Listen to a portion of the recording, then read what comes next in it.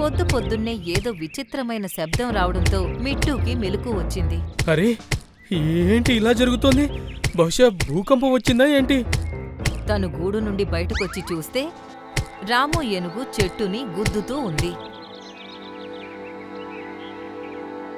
రాము ఏనుగు, ఈ చెట్టు మీద నా గూడు ఉంది, ఆగు, లేదంటే అది పడిపోతుంది. అరే, కావాలంటే వేరే చెట్టు మీద గూడు కట్టుకో, కానీ నేను మాత్రం ఆగను. నేను ఎలాగైనా ఈ చెట్టును పడగొట్టి తీరుతాను. చుట్టుపక్కల జంతువులన్నీ జమయ్యాయి.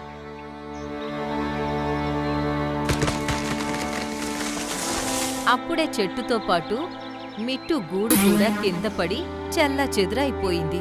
అది చూసి మిట్టూకి బాధ కలిగింది. నువ్వొక దుష్టుడివి రాము ఏనుగు. నేను ఒక అవిటి చిలుకని. నేనొక నెలపాటు పగలు రాత్రి కష్టపడి ఈ గూడు కట్టుకున్నాను, కానీ నువ్వు నా మాట వినకుండా దీన్ని పడగొట్టేశావు.